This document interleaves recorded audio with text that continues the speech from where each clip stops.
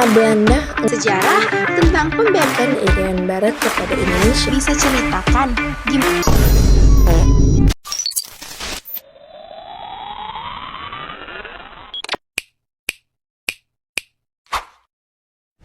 Halo guys, kembali bersama saya Habibah Ramadhani. Welcome back to my YouTube channel with podcast Asusa, Asumsi Sejarah. Senang banget nih bisa sharing-sharing sejarah lagi. Pada siang hari ini, saya kembali dengan satu cerita sejarah Indonesia.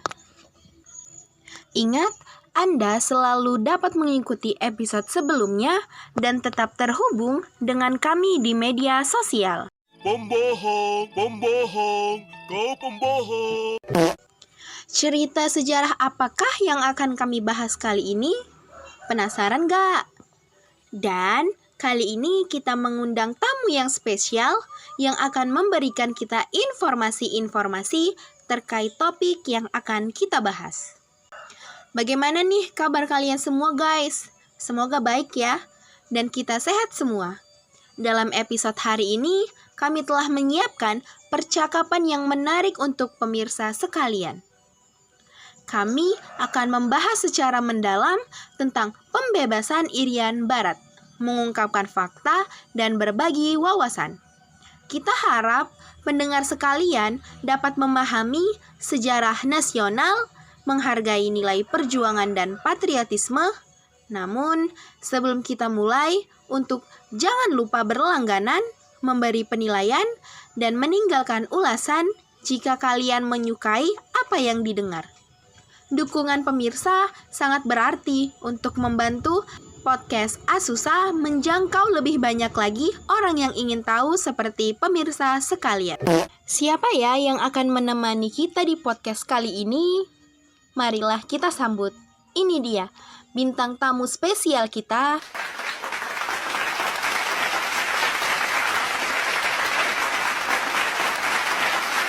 Halo semua. Silahkan duduk.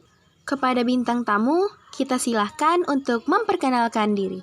Perkenalkan, nama saya Zara Agniningrum dari kelas 12 IPA 1. Jadi gimana nih kabarnya? Baik, alhamdulillah. Sudah makan belum nih? Kalau belum, beli sendiri aja lah ya. Bisa saja, kirain bakal dikasih. Sudah makan kok. Bersiaplah untuk mendapatkan informasi dan inspirasi. Jangan lupa untuk share, like, comment, and subscribe. Kali ini kita akan mengulas salah satu episode penting dalam sejarah Indonesia, yaitu pembebasan Irian Barat atau Papua Barat dari tangan Belanda. Kita tahu bahwa perjuangan ini sangat bersejarah, penuh tantangan, dan intrik diplomatik.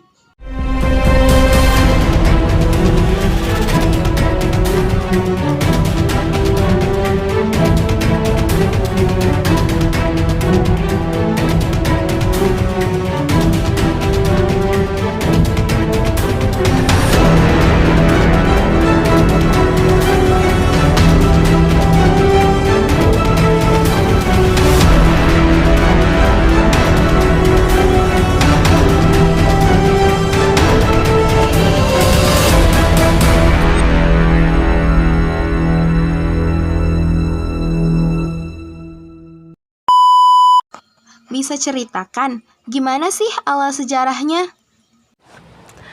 Indonesia ini kan negara dengan kekayaan alam yang berlimpah wilayahnya. Juga terbentang luas dari Sabang sampai Merauke. Sehingga dari kekayaan itu yang menarik banyak bangsa asing untuk mencoba menguasai Indonesia. Nah, kalau itu tahu tuh gua. Terus? Maka dari itu, tanah air berkali-kali dijajah oleh negara lain, apalagi Belanda. Belanda ini kan negara yang paling lama menjajah Indonesia. Bahkan setelah Indonesia merdeka pun, konflik dengan Belanda masih berlanjut. Dan Belanda mengira kalau dulu wilayah Irian Barat ini merupakan daerah kekuasaan mereka meskipun Indonesia telah merdeka. Iya begitu. Kalau ngomongin konflik sengketa antara Indonesia dengan Belanda, perseteruannya cukup sengit di kala itu. Sampai-sampai Indonesia dan Belanda mengadakan yang namanya Konferensi Meja Bundar atau KMB pada tanggal 23 Agustus 1949 sampai 2 November 1949. Tapi, apa konflik sengketa Indonesia dan Belanda atas Irian Barat selesai setelah KMB? Memang Belanda berjanji bakalan memberikan wilayah Irian Barat kepada Indonesia saat KMB. Tapi, kenyataannya janji itu nggak dipenuhi sampai bertahun-tahun berikutnya. Jadi, Belanda ini ingkar janji gitu. Yes, bisa dibilang begitu.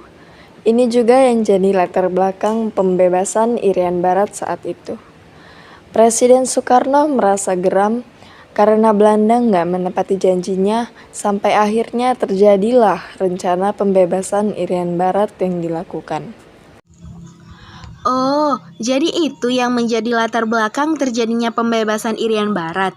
Terus, kenapa sih Belanda bersikeras mempertahankan wilayah Irian Barat sampai mereka ingkar janji sama Indonesia? Karena kan sebenarnya juga kalau ngomongin alasan Belanda mau mempertahankan Irian Barat ini berhubungan dengan wilayah koloni atau jajahan mereka. Alasannya dekat dengan motif ekonomi, motif politik, dan banyak motif lainnya yang membuat Belanda tetap ingin mempertahankan wilayah Irian Barat.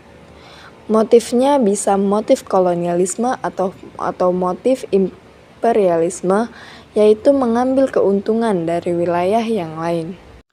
Banyak motif berarti nih. Iya. Ada artikel nih mengenai sejarah tentang wilayah Irian Barat, di mana pembebasan Irian Barat itu sebenarnya merupakan upaya mengintegrasikan wilayah Irian Barat untuk menjadi bagian dari Indonesia. Sejak awal Indonesia mempersiapkan kemerdekaan, khususnya pada saat sidang BPUPKI yang membahaskan tentang wilayah Indonesia setelah mendapat kemerdekaan. Sudah muncul perdebatan tentang Irian Barat. Pada saat itu, tokoh seperti Bung Hatta kurang mendukung usulan untuk memasukkan wilayah Irian Barat sebagai bagian dari Indonesia. Setelah itu, mengapa operasi Trikora dibentuk? Apa tujuannya? Karena Belanda enggan mengembalikan Irian Barat kepada Indonesia, akhirnya Presiden Soekarno memutuskan untuk merebut kembali Irian Barat secara paksa. Langkah yang dilakukan untuk merebut kembali Irian Barat yaitu dengan Operasi Trikora. Operasi Trikora ini berarti merebut secara paksa atas Irian Barat karena Belanda belum mau juga mengembalikan Irian Barat. Apakah betul? Nah, iya. Kekeh kali ya Belanda ini, milik orang diambil. Hadeh. Lalu apa itu Trikora? Trikora merupakan singkatan dari TRI, Komando Rakyat.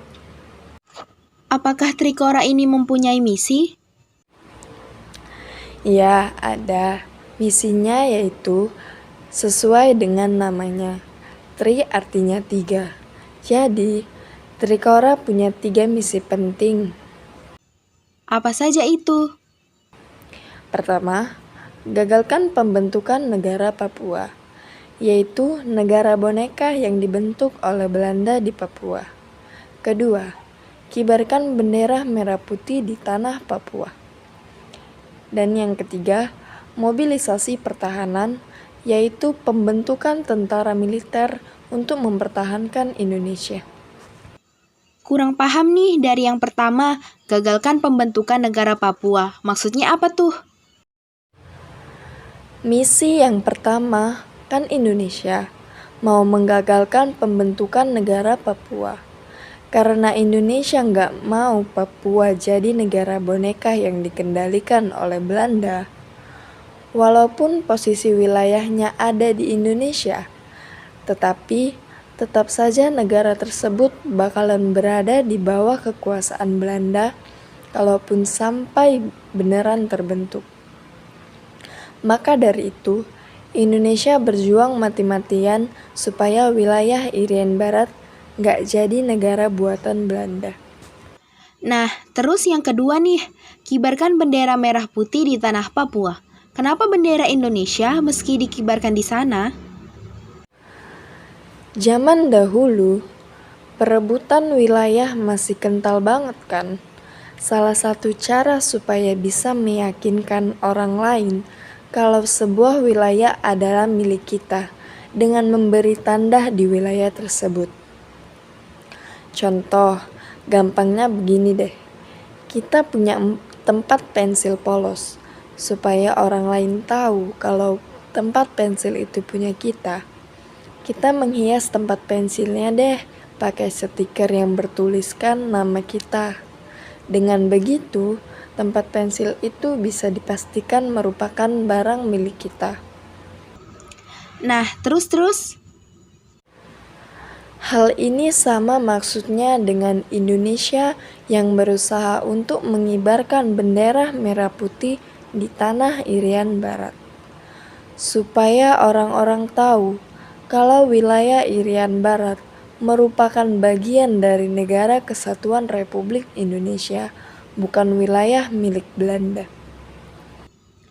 Yang terakhir, mobilisasi pertahanan. Maksudnya gimana tuh? Jadi, di masa itu, kita bisa bilang kalau Indonesia belum selesai berperang dengan Belanda. Bahkan, Indonesia pun sempat dibantu sama Uni Soviet buat melakukan gencatan senjata ke Belanda yang ada di Irian Barat.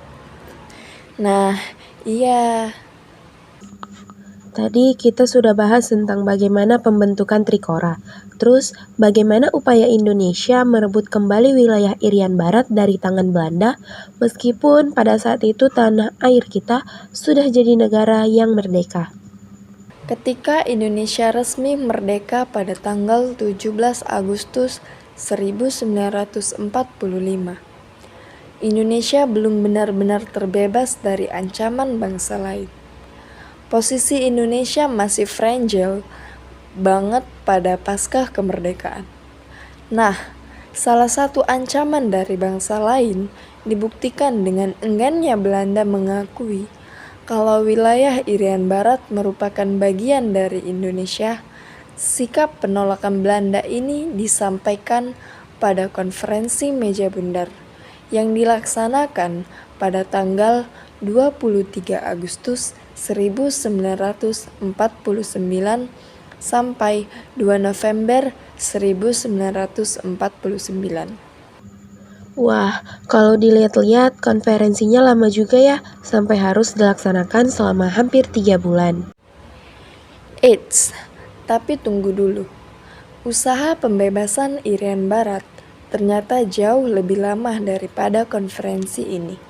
Aduh, kacau nih. Presiden Soekarno bersikeras meyakini kalau Irian Barat merupakan bagian dari wilayah Indonesia Timur yang masih menjadi bagian dari Republik Indonesia Serikat. Namun, Belanda justru berpikiran sebaliknya. Meskipun Belanda mengakui kedaulatan Indonesia dalam KMB, tetapi menurut mereka, Irian Barat nggak punya hubungan dengan wilayah Indonesia lainnya. Sehingga mereka mau wilayah ini diberikan status khusus. Karena tak kunjung menemukan titik terang, akhirnya dilakukan negosiasi pada tahun 1949 sampai 1950. Gimana hasil negosiasinya?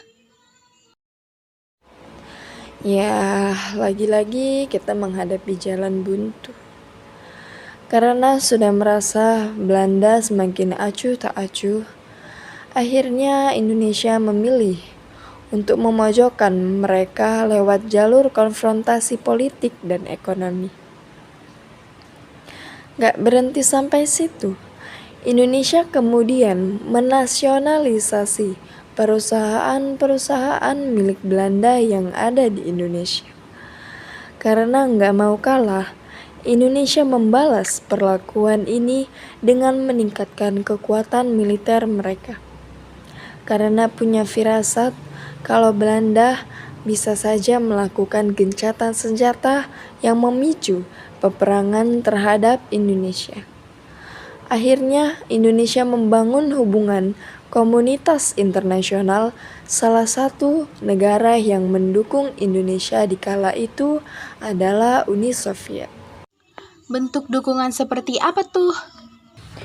Uni Soviet memberikan pasukan senjata buat para tentara militer Indonesia.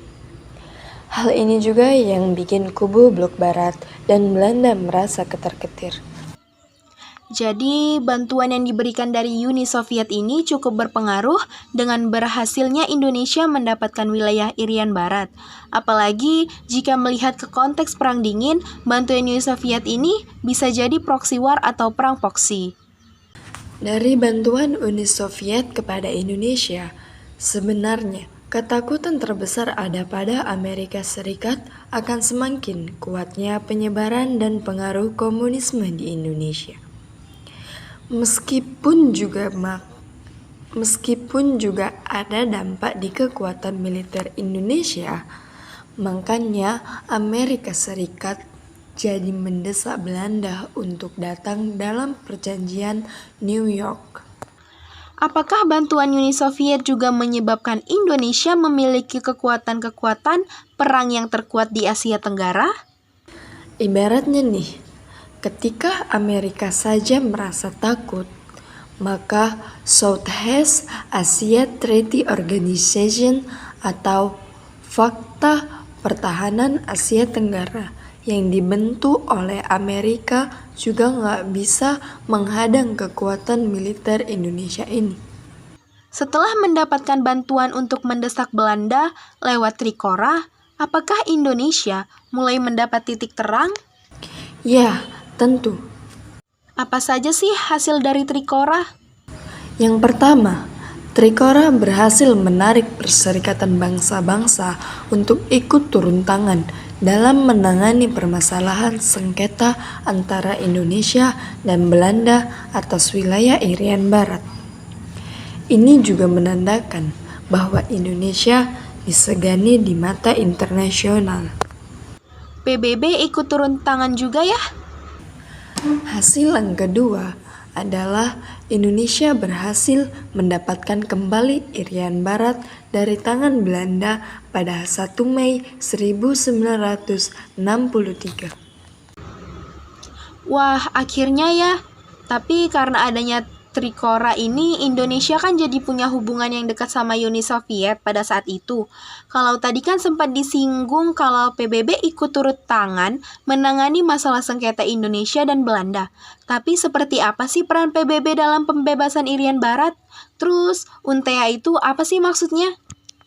UNTEA adalah singkatan dari United Nations Temporary Executive Authority atau Otoritas Eksekutif.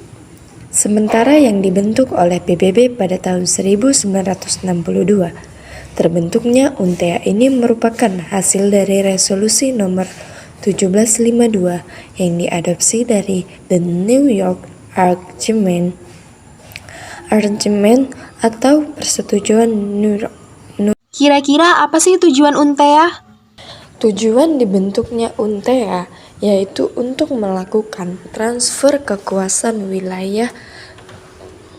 Tujuan dibentuknya UNTEA yaitu untuk melakukan transfer kekuasaan wilayah Irian Barat dari tangan Belanda kepada Indonesia. Tugas ini pun secara efektif dijalankan mulai bulan Oktober 1962. Jadi, pada awalnya Belanda menyerahkan wilayah Irian Barat kepada PBB. Nah, di sini PBB lah yang punya kekuasaan atas Irian Barat pada saat itu. Kemudian pada tanggal 1 Mei 1962, UNTEA resmi mengembalikan kedaulatan Indonesia di Irian Barat. Tapi ada syaratnya. Jadi, PBB meminta Indonesia untuk melakukan tuntunan referendum atau penentuan pendapat rakyat atau PPRA. Apakah PBB memberi deadline ke Indonesia buat melaporkan hasil PPRA? Ya, selambat-lambatnya pada tahun 1969. Akhirnya PPRA dilaksanakan selama kurang lebih 1 bulan di Papua dengan hasil Irian Barat tetap menjadi bagian dari wilayah Indonesia. Hasil PPRA ini kemudian diteruskan ke PBB dalam sidang umum ke-24 PBB. Setelah PBB menerima hasilnya, ditetapkanlah tanggal 1 Mei 1963 sebagai Hari Pembebasan Irian Barat yang terus diperingati sampai hari ini sebagai pengingat bahwa wilayah Papua merupakan bagian dari NKRI. Berarti patung yang dibangun Soekarno di kawasan Lapangan Benteng, Jakarta kan menggambarkan seorang laki-laki yang merentangkan kedua tangannya ke atas dengan mulut yang terbuka seakan sedang berteriak. Apakah yang dimaksud dengan itu? Patung pembebasan Irian Barat ini merupakan sebuah simbol sekaligus pengingat bagaimana sulitnya Indonesia memperjuangkan Irian Barat. Ini juga membuat patung ini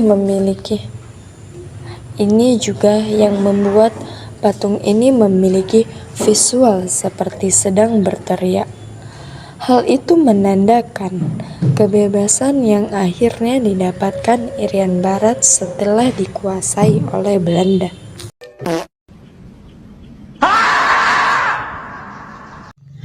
Nah, itu dia tadi kisah atau cerita sejarah tentang pembebasan Irian Barat.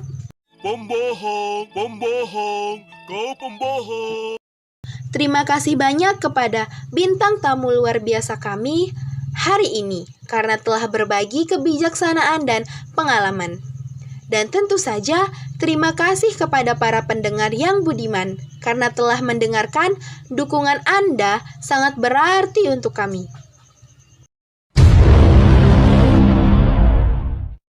Sebelum kami mengucapkan selamat tinggal, jangan lupa untuk berlangganan, memberi penilaian, dan meninggalkan ulasan. Masukan Anda membantu kami untuk meningkatkan kualitas dan menghadirkan lebih banyak konten yang menakjubkan. Pengingat singkat bahwa episode baru akan keluar setiap hari. Tetaplah penasaran, tetaplah terinspirasi. Sampai jumpa lain waktu. Saya Habibah Ramadhani. Saya Zara Agni Yang mengakhiri siaran dari podcast Asusa. Jangan lupa like, share, comment, and subscribe.